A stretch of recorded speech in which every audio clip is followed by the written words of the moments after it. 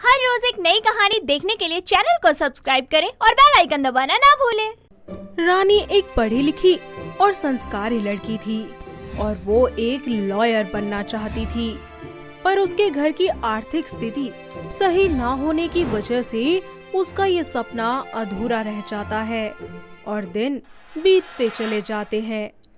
रानी के पिता मोहन अपना घर गिरवी रखकर उसकी शादी बहुत ही बड़े अमीर घर के लड़के वासु से करवा देते हैं।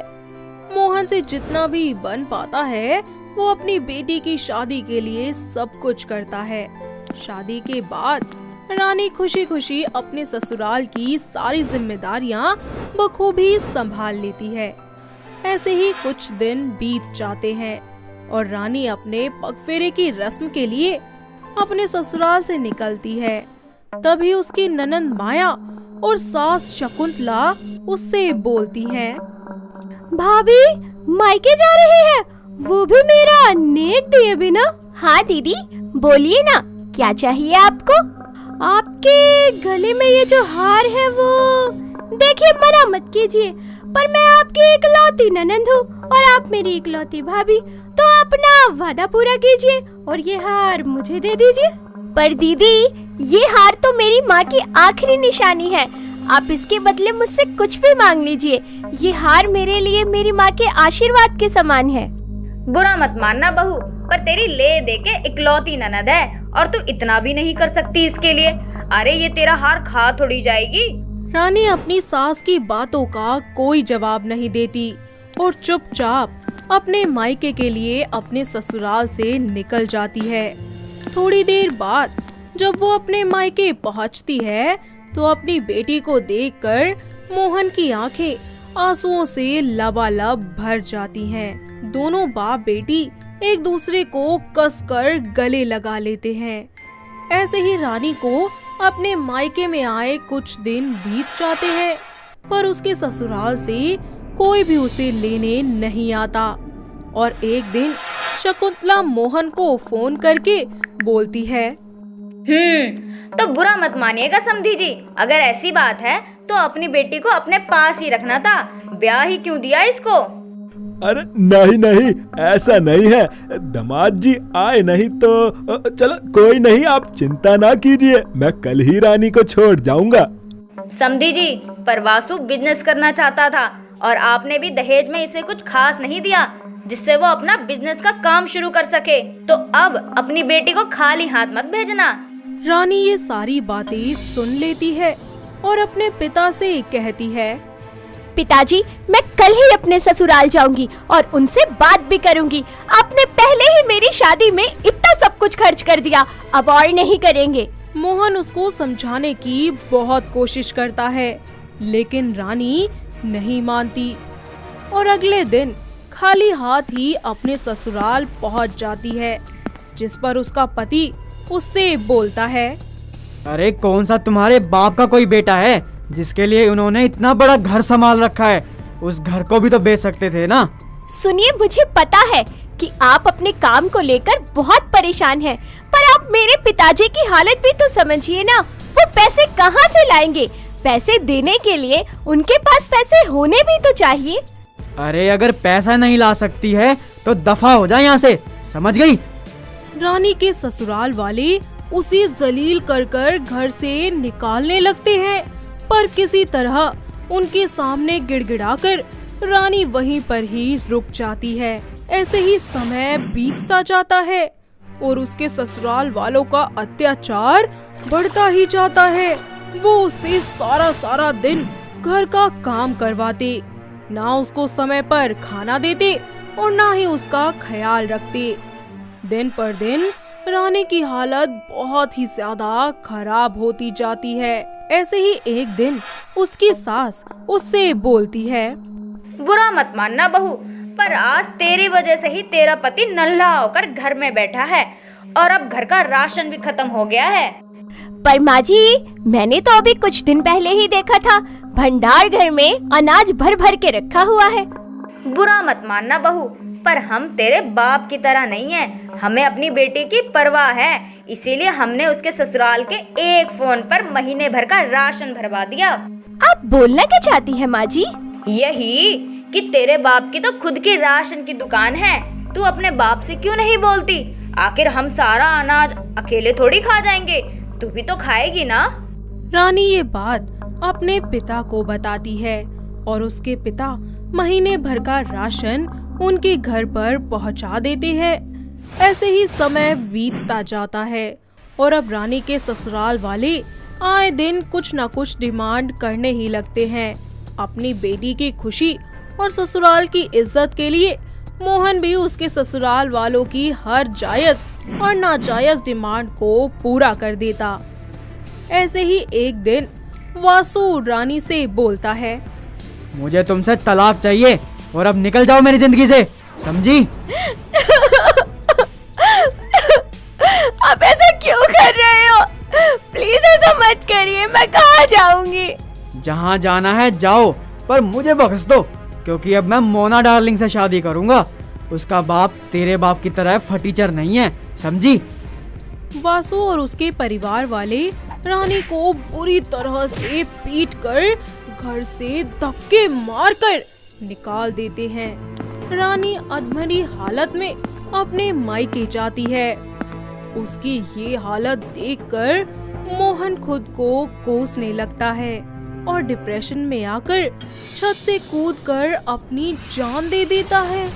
तभी रानी अपने मरे हुए बाप की कसम खाती है और बोलती है, पिताजी, मैं कसम खाती हूँ आपकी, मैं आपके हर एक आंसू का बदला लूंगी। जहाँ एक तरफ वासु अपनी दूसरी शादी के सपने सजा रहा होता है, तो वहीं दूसरी तरफ रानी अपने ससुराल वालों के खिलाफ दहेज की मांग का केस दर्ज करवा देती है और पुलिस वासु की शादी वाले दिन ही उसे और उसके पूरे परिवार को गिरफ्तार कर लेती है। साथ ही अगले दिन जब कोर्ट में पहली सुनवाई होती है और वो लोग जब रानी को देखते हैं, तो रानी उनसे बोलती है, वो क्या है ना कि हम तो गरीब लोग हैं, दहेज और वकील को देने के लिए पैसे की औकात तो है ही नहीं हमारी, इसीलिए मैं अपना केस खुद लड़ रही हूँ। और बुरा मत मानिए सासू माँ, एक बात पूछनी थी, सारी रात जेल में बिताकर कैसा लगा? खातिरदारी में कोई कमी तो नहीं आई? तेरी इतनी हिम्मत हिम्मत हिम्मत तो अभी तूने देखी ही कहाँ है।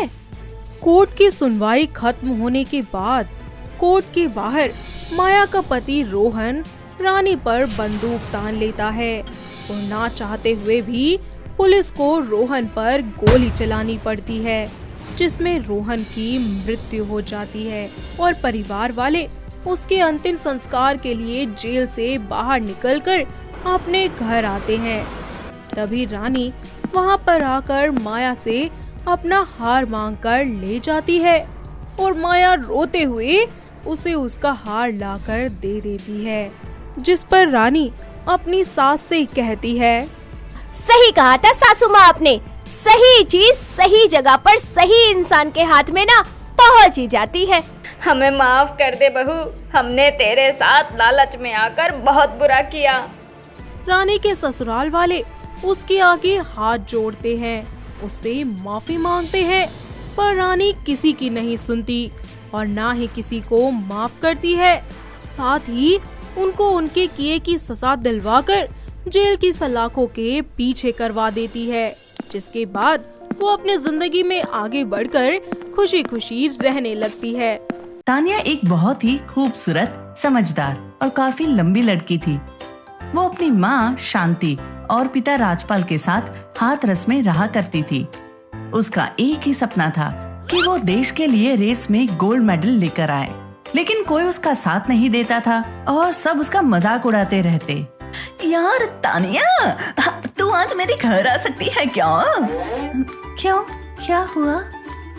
वो आज हमारे घर में ना सफाई होनी है और हमारे पास ना सीढ़ी नहीं है, तो क्या तू हमारे घर में आकर सफाई कर देगी? तेरी इस लंबाई का कुछ तो फायदा उठाना चाहिए ना? क्यों सोनी, अब मैंने ठीक कहा ना? बिल्कुल सही कहा रोमा तूने, इतनी अच्छी लंबाई का कुछ तो इस्तेमाल होना ही चाहिए, अब वरना क्या फायदा ऐसी लंबाई का? सॉरी, मैं नहीं आ सकती, मुझे कुछ काम है। एक लड़का आता है जो उसे कहता है, If you don't mind, can I sit here? No, आप यहाँ बैठ सकते हैं, मैं बस जा ही रही थी।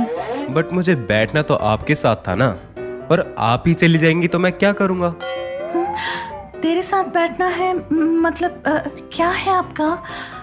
मेरा मतलब था कि मुझे आपसे कुछ डाउट क्लियर करने थे, so that's why I came here. अच्छा, ये बात है। वैसे आप सच बोल रहे हो ना? मैं तो सच बोल रहा हूँ, बाकी आप देख लीजिए आपको सच मानना है या झूठ। ठीक है, मैं समझ गई, आप सच बोल रहे हो। तो ठीक है, फिर आप मुझे कल से समझा दीजिएगा। ठीक है, आप कल इसी वक्त आ जाना मेरे पास। ठीक है, और हाँ एक बात और, जी कहिए। आप हंसती हुई ज्यादा अच्छी लगती हैं, इसलिए आप दोबारा रोइएगा मत। ठीक है। ऐसे ही कुछ समय बीत गया और उन दोनों की दोस्ती और गहरी होती गई। एक दिन ऐसे ही मनीष तान्या से कहता है, अच्छा, तो तुम अपनी जिंदगी में किससे प्यार करती हो? मैं सबसे ज्यादा अपने माता पिता को प्यार करती हूँ, और उसके बाद रेसिंग से, और उसके बाद थोड़ी बहुत और भी चीजें हैं जिनसे मुझे प्यार है। और किसी से नहीं करती प्यार? और याद नहीं आ रहा कोई। चलो कोई नहीं। अच्छा तो अब मैं चलता हूँ, मुझे कुछ काम है। अरे अरे, कहाँ जा रहे हो? अब मेरी पूरी बात तो सुनती जाओ। अब क्या कहना है? मुझे एक चीज से और प्यार है, वो तो सुनते जाओ। और ये चीज मेरे लिए सबसे ज्यादा इम्पोर्टेंट है। अब वो क्या है? तुम हो मेरी जान। अब मैं जिससे सबसे ज्यादा प्यार करती हूँ वो तुम हो। तुम सच बोल रही हो या मेरे साथ मजाक कर रही हो? तुम्हें लगता है कि मैं मजाक कर रही हूँ? एक तुम ही तो थे जो मेरे पास आए थे जब सब मुझसे दूर जा रहे थे। मुझे तो तुमसे तभी प्यार हो गया था। ओह, सो स्वीट ऑफ यू। ऐसे ही कुछ समय बीत जाता है और वो दोनों कोर्ट मैरिज कर लेते हैं। और फिर मनीष तान्या को अपने घर लेकर जाता है और अपनी माँ से मिलवाता है। उसे देखकर उसकी माँ कहती है, मनीष, ये कौन सी सीढ़ी उठाकर ले आया है? माँ, ये तान्या है, मेरी बीवी, और मैं इससे बहुत प्यार करता हूँ। बेटा, तूने इसमें क्या देख लिया जो इससे प्यार हो गया है? ये बहुत अच्छी लड़की है माँ, आप एक बार इसके साथ रहकर तो देखिए। चल ठीक है, वैसे भी घर में एक आध सीढ़ी तो होनी ही चाहिए ना। ऐसे ही कुछ दिन बीत जाते हैं और तान्या अपने ससुराल में सब चीजें संभाल लेती है। लेकिन उसकी सास उसे किसी न किसी बात पर ताने दे दिया करती। एक दिन ऐसे ही नूरी घर की सफाई कर रही थी तो उसके कमरे टाड़ बनी हुई थी जिसमें कई दिनों से सफाई नहीं हुई थी। तो वो तान्या को आवाज देती है और उसे कहती है, अरे लंबी घोड़ी, इधर आ जल्दी से। जी माँ जी, क्या बात हो गई? कुछ नहीं, बस मुझे तुझे मेरी टाड़ की सफाई करवानी थी। ये तो आप भी कर सकती थी माँ जी, जब इतना कुछ कर रही है तो। मुझसे जुबान लड़ेगी तेरी? हाई, इतनी मजाल। नहीं नहीं माँ जी, मैं जुबान नहीं लड़ा रही हूँ, बस इतना कह रही हूँ कि आप इतना काम कर ही रही है तो ये भी कर लेती। बस बस, अब ज्यादा सफाई मत दे, मैं खुद ही कर लेती अगर मेरा हाथ वहां तक पहुंच जाता तो। पर मैं इतनी लंबी नहीं हूँ ना तेरी तरह, इसलिए तुझे बुलाना पड़ा। ओ, तो ये बात है, मैं अभी कर देती हूँ इसको साफ। इसके बाद वो उसे टांड को साफ करने में लग जाती है। कुछ समय बाद नूरी उससे खाने के लिए कहती है तो वो उसे खाना लाकर दे देती है और फिर अपने काम में लग जाती है। नूरी खाना खा ही रही होती है कि उसके पास एक सांप आकर बैठ जाता है, जिसे देखकर नूरी के होश उड़ जाते हैं। वो तान्या को आवाज लगाने की कोशिश भी करती है पर उसकी आवाज निकल ही नहीं पाती। सांप उसके और करीब बढ़ता रहता है। जैसे ही वो भागने के लिए खड़ी होती है, वो सांप उसको डस लेता है और वो वहीं गिरकर बेहोश हो जाती है। इसके गिरने की आवाज को सुनकर तान्या वहां आती है और नूरी को ऐसे देखकर वो जब आसपास देखती, वो तो उसकी नजर सांप पर जाती है, जिससे वो समझ जाती है कि नूरी को सांप ने काट लिया है। वो उसको अपनी बाहों में उठाकर डॉक्टर के पास लेकर जाती है और डॉक्टर को सब कुछ बताती है। देखिए ना डॉक्टर साहब, मेरी माँ जी को सांप ने काट लिया है, कुछ कीजिए ना जल्दी। देखिए आप घबराइए मत, सब ठीक हो जाएगा, हम देखते हैं उन्हें। अब डॉक्टर नूरी का इलाज करना शुरू कर देते हैं। इधर तान्या उसके लिए परेशान हो रही होती है और वो मनीष को भी वही बुला लेती है। अब डॉक्टर उससे कहते हैं, देखिए सांप के काटने की वजह से जहर पूरी बॉडी में फैल गया है। हमें इनके जैसा सेम ब्लड ग्रुप का ब्लड चाहिए, वरना हम इन्हें नहीं बचा पाएंगे। आप मेरा ब्लड ले लीजिए, मैं उनका बेटा हूँ। ठीक है, आप अपना टेस्ट करा लीजिए ताकि हम जल्दी से जल्दी उनको ब्लड चढ़ा सके। ठीक है डॉक्टर साहब। अब डॉक्टर उसका टेस्ट करने लगते हैं और वो देखते हैं कि मनीष का ब्लड ग्रुप नूरी के ब्लड ग्रुप से मैच नहीं होता। वो तो परेशान हो जाते हैं और उनसे कहते हैं, देखिए मनीष जी, आपका ब्लड ग्रुप अलग है और आपकी माँ का अलग, हम आपका खून उन्हें नहीं चढ़ा सकते। अब क्या करेंगे डॉक्टर, मेरी माँ बच तो जाएगी ना? देखिए अभी कुछ भी कह पाना बहुत मुश्किल है, इतने शॉर्ट टाइम में सेम ब्लड ग्रुप का मिलना बहुत मुश्किल है, बट हम अपनी पूरी ट्राई कर रहे हैं। डॉक्टर साहब, माँ जी का ब्लड ग्रुप कौन सा है? जी उनका ओ नेगेटिव ब्लड ग्रुप है, बहुत रेयरली मिलता है ये ब्लड ग्रुप। एक बार आप मेरा टेस्ट करेंगे? हाँ बिल्कुल, आप चलिए मेरे साथ। डॉक्टर तान्या का ब्लड टेस्ट करते हैं और उन्हें पता चलता है कि उसका ब्लड ग्रुप भी सेम ही है और वो उसका ब्लड नूरी को चढ़ा देते हैं। फिर जब नूरी को होश आता है तो वो उससे अपने कर्मों की माफी मांगती है और उससे कहती है, बेटा मुझे माफ कर दे बेटा, मैंने तुझे आज तक इतना बुरा भला कहा, उसके लिए, और तूने मेरी जान बचाई। अब मैं तेरा शुक्रिया अदा कैसे करूँ? हाँ नहीं माँ जी, इसकी कोई जरूरत नहीं है। वैसे तू काफी तेज दौड़ लेती है बिट्टी, अगर तू मुझे अपनी बाहों में उठाकर नहीं लेकर आती तो मैं आज पता नहीं जिंदा होती भी या नहीं। हाँ, मेरे होते हुए आपको कुछ नहीं हो सकता माँ जी। और उसके बाद वो सब अपने घर आ जाते हैं और नूरी उसको अब अलग अलग नामों से नहीं पुकारती और वो उसे रेस करने की भी इजाजत देती है और फिर सब खुशी खुशी अपनी जिंदगी जीने लगते हैं। रजनी को हमेशा से ही झुमके पहनने का बहुत शौक था। वो कहीं भी किसी भी मार्केट में जाती तो बस झुमके ही लिया करती। ऐसे ही एक दिन वो अपने फ्रेंड्स के साथ मार्केट जाती है, जहां उसकी नजर सिर्फ और सिर्फ इयररिंग्स पर जाती है और वो कुछ झुमके भी खरीद लेती है, जिस पर उसकी फ्रेंड सीमा उससे बोलती है, तुझे पूरी मार्केट में कुछ और पसंद नहीं आता क्या? जब देखो तभी सड़े से झुमके लेती रहती है। अरे मैं कौन सा तेरे पैसों से ले रही हूँ जो इतना बड़ा मुंह बना रही है? मुझे क्या यार, तुझे जो लेना है ले। झुमकों को लेकर दोनों में बहस हो जाती है और रजनी सीमा को वहां अकेला छोड़कर घर आ जाती है। ऐसे ही कुछ दिन बीत जाते हैं और वो फिर से एक इयररिंग शॉप पर चली जाती है, जिसकी शॉप में लेटेस्ट इयररिंग कलेक्शन आया होता है और वो वहां पर जाकर शॉप वाले लड़के सागर से पूछती है, एक काम कीजिए, आप मुझे अपनी दुकान के सबसे अच्छे झुमके दिखा दीजिए। मैडम जी, मैं आपको लेटेस्ट झुमका दिखा सकता हूँ, पर अपने दुकान के सबसे अच्छे झुमके नहीं, क्योंकि हमारी दुकान के सारे झुमके ही बहुत अच्छे हैं और काफी डिमांड में भी रहते हैं। इतना बोलकर वो रजनी को झुमके दिखाना शुरू कर देता है। इतने सारे झुमके देखकर रजनी को समझ नहीं आता कि वो आखिर कौन सा झुमका ले। तभी उसके दिमाग में एक आइडिया आता है। लड़का दिखने में तो अच्छा है, रजनी एक काम कर, तू इसी से सेटिंग कर ले, फिर तुझे लाइफ टाइम कभी झुमकों की कमी नहीं होगी। हेलो मैडम, इनमें से कौन सा पैक करूं? कौन सा पसंद है मैडम को?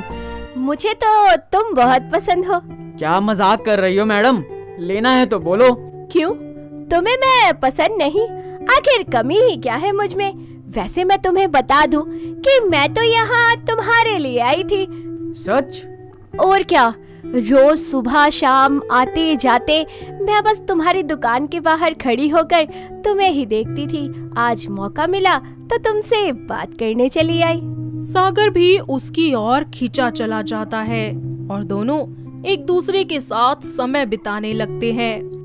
अब रजनी रोजाना उसे नए नए झुमकों के लिए कहा करती थी और वो भी उसे नए झुमके लाकर दे दिया करता था। ऐसे ही एक दिन उसकी माँ अनीता के पास रजनी के लिए एक बहुत ही ज्यादा अच्छे घर से रिश्ता आता है और वो बिना किसी को बताए और रजनी से पूछे इस रिश्ते के लिए हाँ कर देती है और एक दिन रजनी से कहती है, अरे सुन, अच्छे से रेडी हो जाना, आज लड़के वाले तुझे देखने आ रहे हैं। क्या? और आपने मुझसे एक बार पूछना भी जरूरी नहीं समझा? अरे तुझसे क्या पूछना था? क्या पूछना था? माँ, शादी मेरी होनी है, आपकी नहीं। अरे कम से कम एक बार तो मुझसे पूछना था ना। क्यों रे, मैं तेरी माँ हूँ या तू मेरी माँ है? और एक बात सुन, मैं तुझसे क्यों पूछूं? तेरा अच्छा बुरा सोचने का हक मेरे पास है, समझी? और हाँ, रिश्ता ना बहुत बड़े घर से है और लड़के वालों की ना खुद की अपनी ज्वेलरी की दुकान है। अपनी माँ की ये सारी बातें सुनते ही उसके कान खड़े हो जाते हैं और वो अपनी माँ से कहती है, माँ, लड़के वाले आते ही होंगे, आप उनके स्वागत की तैयारियां करो, मैं रेडी होती हूँ। अनीता उसका अचानक से बदलता हुआ मूड देखकर बहुत ही ज्यादा हैरान हो जाती है। तो वहीं रजनी अपने कमरे में रेडी होते हुए खुली आंखों से सपने देखना शुरू कर देती है कि वो उस घर की बहू बन चुकी है और अब उसके कानों में आर्टिफिशियल झुमकों की बजाय सोने चांदी और डायमंड के झुमके हैं। तभी वो खुद से बोलती है, अरे वाह, यहाँ मेरी किस्मत चमकने जा रही है और मैं खामखा से बहस कर रही थी। रजनी बेटा, एक काम कर, जल्दी से उस सागर के बच्चे को ना ब्लॉक कर दे। थोड़ी ही देर में सचिन अपनी माँ जयमाला के साथ रजनी के घर आता है। रजनी अच्छे से तैयार होकर उन दोनों के सामने जाती है तो वहीं जयमाला पहली ही नजर में रजनी को पसंद कर लेती है और बोलती है, हमें तो लड़की बिल्कुल पसंद है। अच्छा सा मुहूर्त देखकर दोनों बच्चों को पवित्र रिश्ते में बांध देते हैं। अनीता के कहने पर दोनों परिवार वाले दोनों बच्चों को कुछ देर के लिए अकेला छोड़ देते हैं। ऐसे में वो दोनों आपस में बात करते हैं। तभी सचिन रजनी से कहता है, आपके झुमके काफी अच्छे लग रहे हैं, लगता है आपको झुमकों का शौक है। जी बहुत। आप मेरे सारे शौक पूरे करेंगे ना? ये भी कोई पूछने की बात है भला। रजनी और सचिन आपस में बातें करते हैं और थोड़ी देर बाद सचिन अपनी माँ के साथ अपने घर वापस चला जाता है और कुछ ही दिनों में उन दोनों की शादी हो जाती है। शादी के बाद रजनी अपने ससुराल की सारी जिम्मेदारियाँ बहुत ही अच्छे से संभाल लेती है और आर्टिफिशियल झुमके पहनना छोड़कर अब वो रोज ही बदल बदल कर सोने चांदी और डायमंड के इयररिंग्स पहनना शुरू कर देती है और उन्हें पहनकर बाहर भी जाने लगती है। ऐसे ही एक दिन झुमकों को लेकर दोनों सास बहू में लड़ाई हो जाती है और वो दोनों एक दूसरे से बातें करना बंद कर देती हैं। ऐसे ही कुछ दिन बीत जाते हैं और एक दिन रजनी अपने पति से बोलती है, सुनिए ना, आपको पता है कि बरेली का झुमका ना बड़ा फेमस है और देखिए ना, मेरे पास इतने झुमके हैं पर बरेली का एक भी झुमका नहीं है। चलिए ना, हम कल ही बरेली चलते हैं झुमका लेने। पागल हो गई हो क्या? इतने सारे झुमके हैं तुम्हारे पास, क्या फर्क पड़ता है वो बरेली का हो या दिल्ली का? रजनी उससे बरेली वाले झुमके की जिद करने लगती है पर सचिन गुस्सा होकर वहाँ से चला जाता है। रजनी अकेले ही झुमके लेने निकल जाती है और जैसे ही वो घर से थोड़ी दूर जाती है तो कुछ गुंडे उसके कानों में डायमंड के इयररिंग्स देख लेते हैं और बाइक से उसके कानों के झुमके खींचकर भाग जाते हैं, जिसमें रजनी के कान कट जाते हैं और उसके कानों से खून निकलने लगता है। आसपास के लोग उसे डॉक्टर के पास ले जाते हैं और उसके फोन से उसके घर वालों को इन्फॉर्म भी कर देते हैं। उसका पति और सास दोनों ही तुरंत हॉस्पिटल जाते हैं, जहां जयमाला उससे बोलती है, मैंने तो समझाया था पर मेरी कोई सुने तब ना। ये सब कैसे हो गया रजनी? अरे पहले कान तो देख इसके, अब कैसे पहनेगी झुमके महारानी। माँ अब थोड़ी देर चुप रहोगे? रजनी तुम बताओ ये कैसे हुआ? रजनी अपने घर वालों को रोते हुए सारी बात बताती है और अपने पति और सास से माफी भी मांगती है। मुझे माफ कर दीजिए सचिन जी, और माँ जी आप भी, मैंने आपकी एक भी बात नहीं सुनी और आज मुझे ये दिन देखना पड़ रहा है। अपनी बहू को ऐसे रोता हुआ देखकर जयमाला उसे माफ कर देती है और रजनी ठीक होने के बाद अपने कानों के ऊपरी हिस्से को छिदवा लेती है और उसमें छोटे छोटे टॉपर्स पहनना शुरू कर देती है और इस तरह उसका शौक भी पूरा हो जाता है। साथ ही वो अपनी सास की सारी बातें भी मानने लगती है और सचिन भी उसे बरेली वाले छोटे छोटे इयररिंग्स लाकर दे देता है, जिसके बाद सभी लोग एक साथ मिलकर खुशी खुशी रहने लगते हैं। ममता की माँ भावना उसके हाथों में रुमाल देते हुए बोलती है, अरे तेरी शादी की उम्र हो गई है, पता नहीं तेरी ये नाक बहनी कब बंद होगी। माँ मेरी ना ये प्रॉब्लम ठीक हो सकती है, मैंने नेट पे देखा था। तेरी शादी के लिए तो पैसे जमा नहीं हो रहे मुझसे और तुझे अपने इलाज की पड़ी है। अरे पता नहीं कौन करेगा तुझसे शादी। भावना एक गरीब विधवा औरत थी जो अपनी इकलौती बेटी ममता के साथ रहती थी। ममता की शादी की उम्र हो चुकी थी, जिससे भावना बहुत ही ज्यादा चिंता में रहने लगी थी, क्योंकि इतनी बड़ी होने के बाद भी ममता की नाक बहनी बंद ही नहीं होती थी। वो हमेशा ही अपने हाथों से अपनी नाक पोंछती रहती थी। ऐसे ही एक दिन दोनों माँ बेटी बाजार जाती है, जहाँ बाजार में रूपाली नाम की औरत ममता से टकरा जाती है और ममता की नाक बहकर उसके कंधे पर टपक जाती है। अरे इतनी बड्डी होगी तू, तने शर्म को नहीं आती? नाक टपकान लग रही। वो मेरी नाक में थोड़ी प्रॉब्लम है। अरे बहन जी गुस्सा मत करो, हम गरीब लोग हैं, इतने पैसे नहीं है कि अपनी बच्ची का इलाज करवा सकूं। भावना और ममता की हालतों को देखकर रूपाली के दिमाग में अपने भतीजे अक्षय का ख्याल आता है और वो सोचने लगती है, वो अक्षय का बच्चा अपने आप में बहुत बड़ा है ना, अपनी सुंदरता पे घना नाज है उसने। क्यों ना मैं इस नाक बहन वाली छोरी का ब्याह उससे करवा दूं, तब उसने बेरा पटेगा। अक्सर जिंदगी के चीज होया करे। बहन जी माफ कर दो हम दोनों को, जाने दीजिए ना। अरे बहन जी सुनो तो, मने आपसे कुछ बात करनी से। बात करनी है? आपकी छोरी सुंदर तो बहुत है और उसकी शादी की भी उम्र हो रही है। मेरा एक भतीजा है, उससे करवाओगे अपनी छोरी की शादी? बहुत अच्छे घर से है और आपकी छोरी ने घना खुश रखेगा। अरे बहन जी कैसी बातें कर रही हैं? आपका भतीजा तो बहुत अमीर होगा, हम जैसे गरीब लोगन की बेटी से काहे शादी करेगा? यो सब आप मुझ पे छोड़ दो। और हाँ छोरी तू भी सुन ले, अपना यो नाक थोड़ी देर ताई संभाल कर रखिए। ठीक है।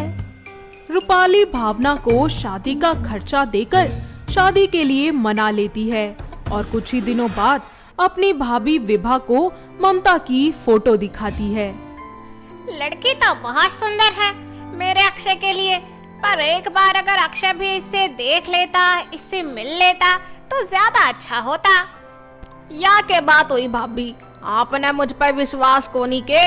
आखिर अक्षय मेरा भी तो बालक है, आप उसने रहने दो, वो अपने काम में नुआ इतना बिजी रहे। लड़की तो हीरा से हीरा और बहुत शर्मीली संस्कारी भी है।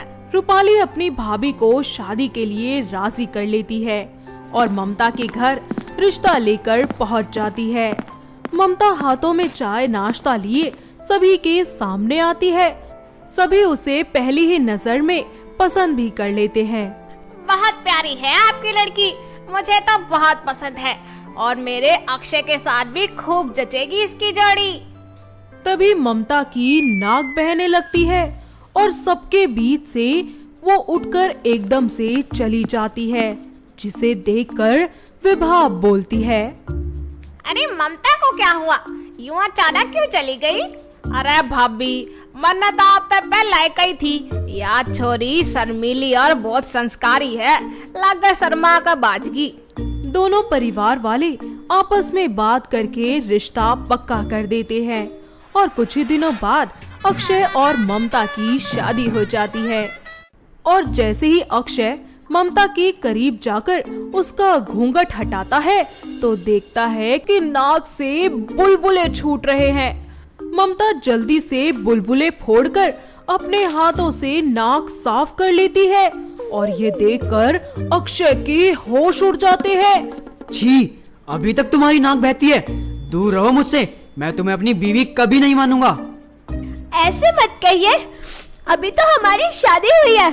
आओ ना मेरे पास। छी, हाथ देखो अपना, जाओ साफ करो इनको, सारा माल हाथों में ही लगा लिया। माँ, माँ। तभी कमरे में विभा आ जाती है। अरे क्या हुआ, क्यों चिल्ला रहा है आज के दिन? ये कैसी लड़की से शादी करवाई है आपने मेरी? देखना, इसकी अभी तक नाक बह रही है और तुम अपनी नाकों से बुलबुले निकालना बंद करो और दूर हो जाओ मुझसे। इसमें मेरी क्या गलती है? ये सब कुछ तो बुआ सास ने किया है, उन्होंने जैसा बोला मैंने वैसा ही किया। आए हाय, पहले तो तू अपनी ये नाक साफ करके आ। ममता पर अपना गुस्सा निकालने के बाद विभा अपनी ननंद को फोन करके घर बुलाती है और थोड़ी देर बाद जब रूपाली वहाँ आती है तब मैंने तुझ पर विश्वास किया और तूने क्या किया? ये नाक बहने वाली लड़की मेरे चांद जैसे दिखने वाले बच्चे से इसकी शादी करवा दी। अरे कौन से जन्म का बदला ले रही है तू हमसे? अरे इससे जन्म का बदला लिया है मैंने तेरे छोरे ते। तेरा छोरा मेरे करण के बहंगे होने का बहुत मजाक बनाया करता ना, इब उसने बेरा पटेगा अक्सर मिंदगी क्यों होया करे। जब नाक टपकन वाली इस लुगाई न लेकर घूमेगा ना, जब सारे इसका मजाक बनाओगे। अपनी बुआ की बात सुनकर उसको अपनी गलती का एहसास हो जाता है और ममता को जैसी है वो वैसे ही अपना लेता है और साथ ही अपनी बुआ से कहता है, ये सब आपने मुझसे बदला लेने के लिए किया था ना? कोई बात नहीं, मैं ममता को अपनाऊंगा जैसी वो है उसी रूप में, और उसकी ये नाक बहने की बीमारी को भी मैं खत्म करवा दूंगा। अरे तू पागल हो गया है क्या? चिंता मत कर, मैं तेरी दूसरी शादी करवा दूंगी और बहुत ही अच्छी और सुंदर लड़की से, देखना तू।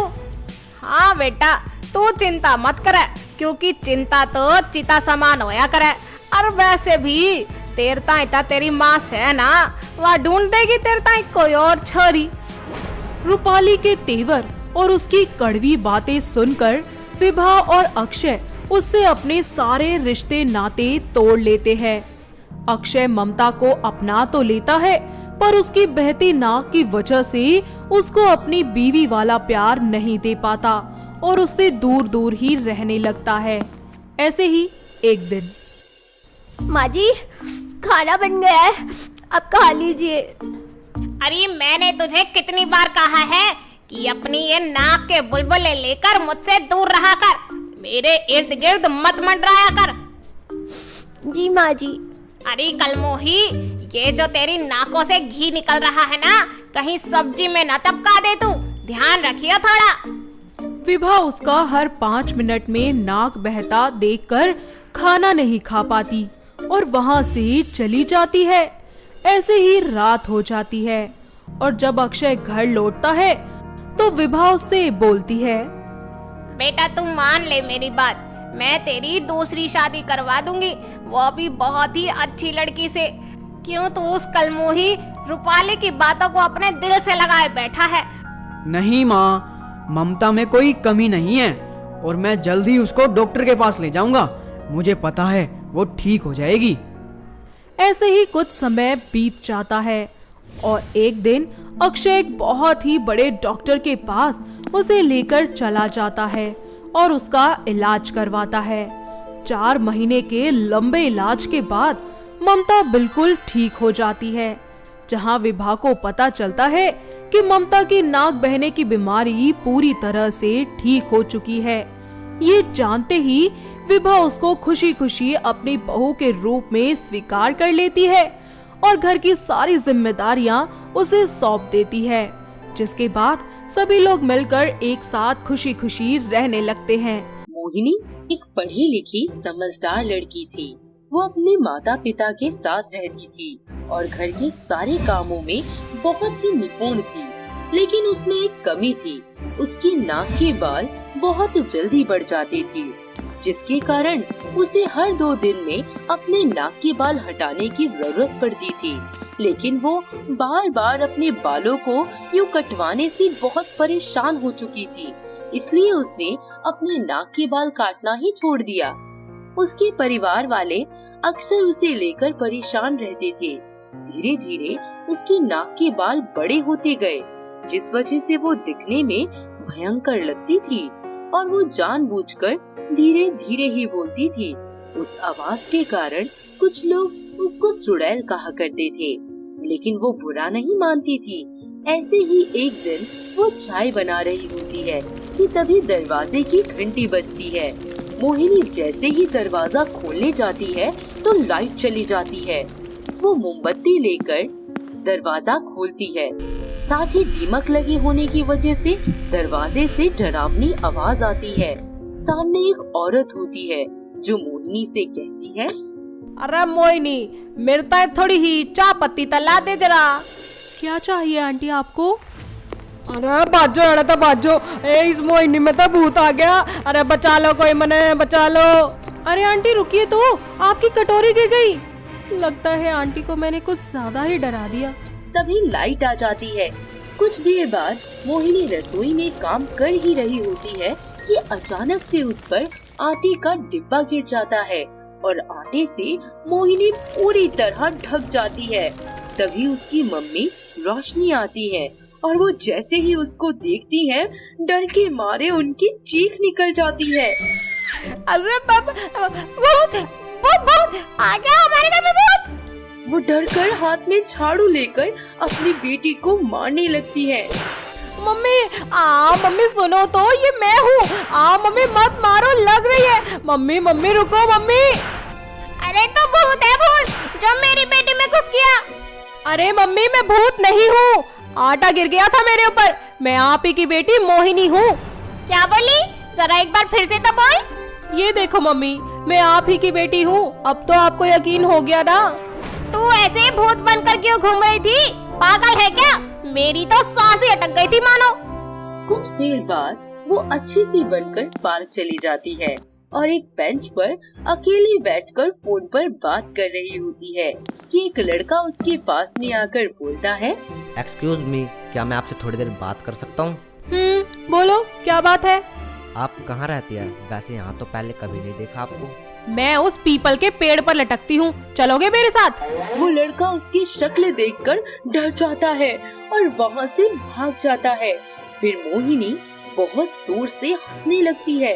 ये सब होता हुआ देख मिलन नाम का लड़का देख लेता है और उससे कहता है, हेलो मिस ए, आप जो ये कर रही है ना, ये सब मैं देख चुका हूँ। क्यों डराया आपने इस भले लड़के को? अरे तुम्हें क्यों इतनी मिचमिची हो रही है? वो दोस्त था क्या तुम्हारा? बिल्कुल भी नहीं, पर जो तुमने किया वो बिल्कुल भी सही नहीं है। तुम्हारे लिए गलत होगा, लेकिन मेरे लिए नहीं। फालतू में आकर बात करना और फिर लड़कियों के पीछे पड़ जाना, ये सब कुछ सही है क्या? मैं सब जानती हूँ ऐसे लड़कों को। तभी मोहिनी उसके ऊपर नकली कॉकरोच डाल देती है, जिससे वो बहुत ज्यादा डर जाता है और कहता है, प्लीज कोई हटाओ इस कॉकरोच को, बहुत डर लगता है मुझे कॉकरोच से। भगाओ भगाओ। उसकी इतनी बुरी हालत देखकर पहले तो वो हंसती है, फिर उसकी मदद करने के लिए कॉकरोच हटाने के लिए आ जाती है। रुको, हिलो मत। अरे ये नकली है। अरे सुनो, ये नकली था, मैंने ही डाला था तुम्हारे ऊपर। तुमने मेरे साथ ऐसा क्यों किया? देखो मिस्टर। और दोनों एक दूसरे की आंखों में देखते हैं। अचानक ही मिलन की नजर उसके बाल वाली नाक पर पड़ती है। वो उसको छोड़ देता है, जिस वजह से वो गिर जाती है। तुम पागल हो गया, मुझे गिरा दिया। इतनी चोट लग गई मुझे। वो तुम्हारी नाक का बाल देखकर एकदम से नजर पड़ी तो। ओ, तो इसीलिए तुमने मुझे गिराया था। क्यों, तुम्हारी भी तो मूंछें हैं। तुम क्या डेली सैलून जाते हो? नहीं तो बस फिर बात खत्म। अगर मैं पार्लर नहीं गई तो क्या पहाड़ टूट गया? और अगर लड़कियों के नाक के बाल दिख गए तो इसमें इतना बड़ा इशू बनाने की क्या बात है? बात तो सही है। बाय द वे, तुम्हारा नाम क्या है? मेरा नाम मोहिनी है। ओह, वैसे मेरा नाम मिलिंद है। क्या मैं तुम्हारा फ्रेंड बन सकता हूँ? दोनों एक दूसरे से बात करने लगते हैं। मुलाकातों का सिलसिला शुरू हो जाता है। धीरे धीरे उनकी दोस्ती प्यार में बदल जाती है और दोनों ने अपने घर वालों को बताया। अगले ही दिन दोनों परिवार वाले आपस में बातचीत करके रिश्ता पक्का कर देते हैं और कुछ ही दिनों में दोनों की शादी हो जाती है। मोहिनी अपने ससुराल की सारी जिम्मेदारी संभाल लेती है। इस बीच वो अपनी ब्यूटी का ख्याल नहीं रखती और उसके नाक के बाल बढ़ जाते हैं। ऐसे ही एक दिन उसकी सास आशा उसे बुलाती है। अरियो करमजली, कहाँ रह गई थी? वो माँ जी, मैं कपड़े सुखा रही थी। बेशरम कहीं की, जरूर मोहल्ले के लौंडे ताड़ रही होगी। हाँ नहीं माँ जी, वो मैं। और ये क्या, तेरे नाक में बाल इतने सारे? छी छी, आए हाय, ऐसे कैसे रहती है तू? कब से उगा रखी है ये झाड़ी नाक में? हाँ। वो दरअसल माँ जी बात ये है कि मेरे नाक के बालों की ग्रोथ बहुत ज्यादा है। मतलब तू कल तक भालू बन जाएगी अपनी नाक के बालों से। छी छी, निर्लज लड़की, चल जा अपना काम कर। इतना सुनकर मोहिनी अपना काम करने लगती है और खाना बनाने लग जाती है। कुछ देर बाद मोहिनी अपनी सास को खाना परोसती है। जैसे ही वो चावल की प्लेट में से खाना शुरू करती है, उस खाने में नाक की बाल जैसे दिखने वाले 2-3 छोटे बाल दिख जाते हैं, जिस वजह से आशा गुस्से से तिलमिलाती हुई कहती है, हाय, अरे डंकनी कलमुही बेअकल, तूने तो खाने को खराब ही कर दिया, अन्न में नाक का बाल डालकर।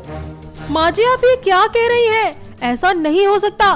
अरे तेरी ये मजाल, तू मुझे पलटकर जवाब दे, ऊपर से खाना खराब कर दिया। नहीं माँ जी, वो सब कुछ गलती से हो गया होगा। मैं ऐसा कभी चाहकर भी नहीं कर सकती। तभी ये सब बातें मिलन सुन लेता है और अपनी माँ से कहता है, माँ, ये आपने क्या किया? क्यों मारा आपने मोहिनी को? आशा सारी बात अपने बेटे को बता देती है।